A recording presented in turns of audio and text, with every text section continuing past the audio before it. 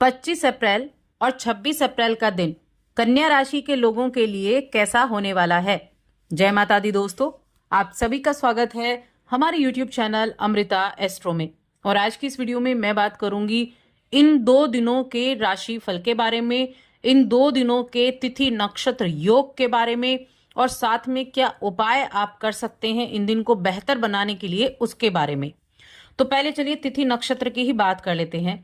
25 अप्रैल को शुक्रवार का दिन और कृष्ण पक्ष की द्वादशी तिथि है सुबह 11:44 तक। उसके बाद त्रयोदशी तिथि लगेगी।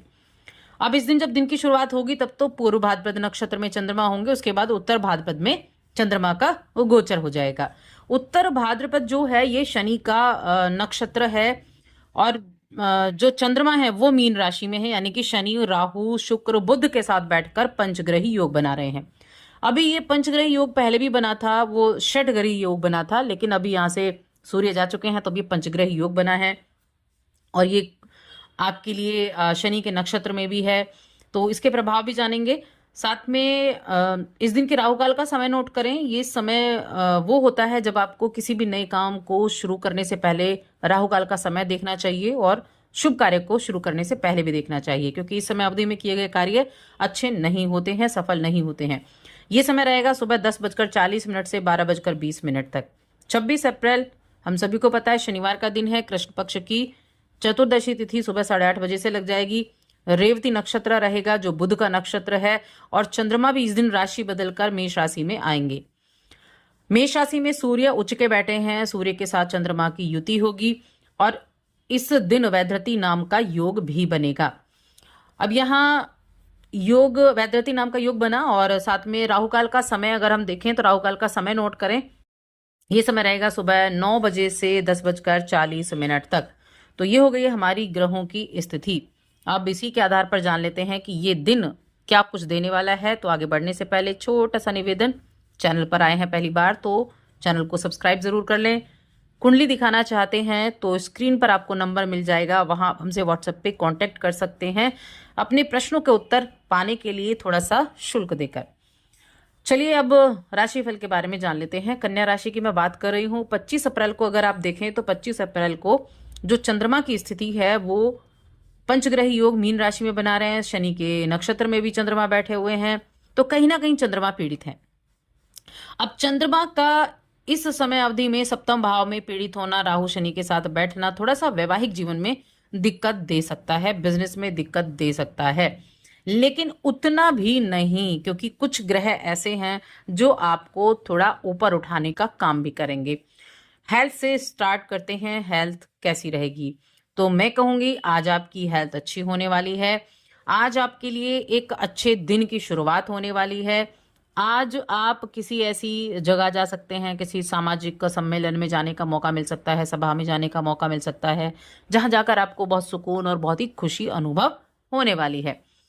और इन सभा में कोई आपको एक ऐसा व्यक्ति मिल सकता है जिसे आप अपना आदर्श मानते हो या जिसको बहुत ज्यादा मानते हो, ऐसे व्यक्ति से आपकी मुलाकात हो सकती है।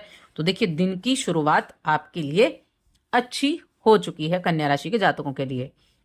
साथ में इस दिन कुछ ऐसी चीजें भी होंगी कि जिन चीजों को पाने के लिए आप प्रयास कर रहे हैं, आज उस तरफ से आपको कुछ पॉजिटिव रिस्पॉन्स देखने को मिलेगा, सकारात्मक प्रभाव देखने को मिलेगा।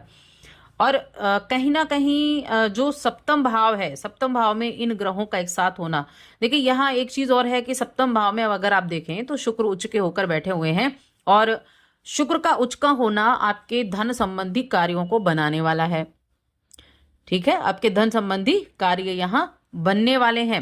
साथ में भाग्य का सपोर्ट भी मिलने वाला है, भाग्य भी आपको सपोर्ट करेगा, कुछ यात्राएं भी करा सकता है। अब आपके हम ऑफिस की अगर बात करें तो देखिए ऑफिस में एक चीज ध्यान रखें कि आपके बॉस के साथ किसी तरह की वाद विवाद की स्थिति ना हो, क्योंकि ऐसा हो सकता है कि थोड़ा तू मैं नोक झोंक हो जाए। तो जो बॉस आपसे कह रहा है उसको अच्छे से सुने, अपने गुस्से पर काबू रखें, थोड़ा सा कंट्रोल करें, अपने विचार दूसरे पर ना थोपें, इसका ध्यान रखना है। अपने विचारों को अपने तक ही सीमित रखना है आज के दिन। फिर भी आप अपनी बात कहना चाह रहे हैं तो किसी दोस्त से कह सकते हैं, किसी ऐसे को आप कह सकते हैं जो आपकी बातों को सुन ले। लेकिन ऑफिस में थोड़ा सा अपने बॉस के साथ आपको बनाकर, सीनियर के साथ बनाकर चलना पड़ेगा, या फिर चुप रहकर उस चीज़ को आपको अवॉइड करना होगा अगर आप चाहते हैं आपका दिन अच्छा बीते, किसी तरह की कोई प्रॉब्लम ना हो। तो ये अच्छे से ध्यान रखना है आपको। लेकिन परिवार में पारिवारिक रिश्तों की बात करते हैं और फाइनेंशियल कंडीशन की बात करते हैं, तो परिवार के किसी सदस्य से आपको सहयोग मिलता हुआ दिखाई दे रहा है, जो आपके दिल को सुकून देने वाला होगा। अगर किसी रिश्तेदार ने आपसे कुछ पैसा लिया है तो वो उसको देने के लिए थोड़ा समय मांग सकता है। तो उसके लिए भी थोड़ा सा मन में कहीं ना कहीं ये रहेगा कि काश पैसा मिल जाता, तो ये भी रह सकता है। और किसी तरह की सहायता के लिए अगर आपको अपने किसी रिलेटिव से किसी तरह की सहायता मिली है तो उनको आप कृतज्ञ जरूर रहें उनकी इस सहायता के लिए।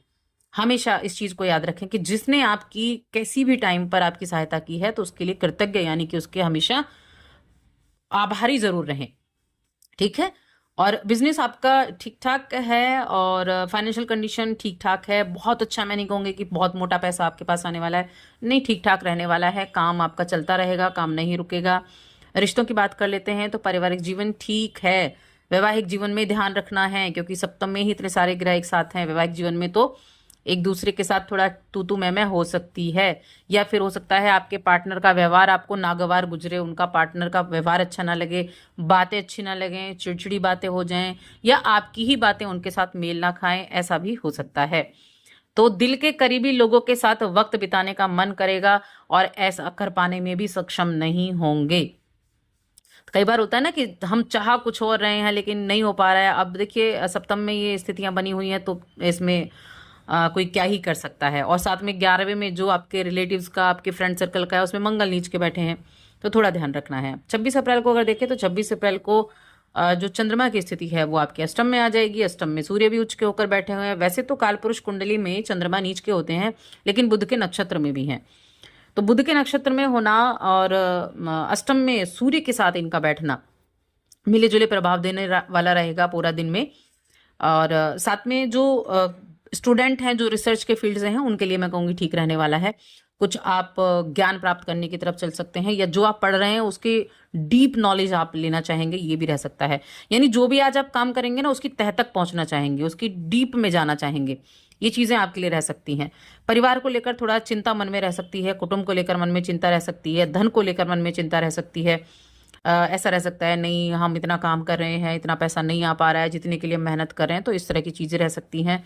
तो ये सारी चीजें सोच विचार करने का, और खाने पीने पर थोड़ा कंट्रोल बना कर रखें, क्योंकि बाहर का खाना अगर आप खा रहे हैं तो वो आपको पेट संबंधी दिक्कतें भी दे सकता है, तो उस चीज़ का ध्यान रखें।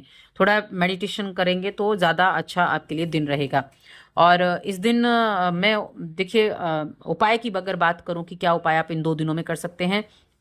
पहली चीज़ तो है कि 25 अप्रैल को आपको कोई भी आपको किन्नर दिखता है तो उसको सेवा के नाम से चाहे 10 रुपये, 20 रुपये, या एक आइसक्रीम खिलाएं, या एक कुछ भी आप दे सकते हैं। कहने का मतलब है अपनी सामर्थ्य के अनुसार जो आप कर सकते हैं वो करें। उसको खाना भी खिला सकते हैं, जो आपका मन करे। और जो 26 अप्रैल का दिन रहेगा वो भी मैं कहूँगी ये दिन भी आपके लिए इसी काम के लिए अच्छा है। ये कार्य आप कर सकते हैं। या फिर शनिवार के दिन एक कार्य और कर सकते हैं कि किसी गरीब को भी आप खाना खिला सकते हैं। तो ये दोनों कार्य आपके लिए बहुत अच्छे रहेंगे इन 2 दिनों में। और साथ ही चैनल को सब्सक्राइब कर लें।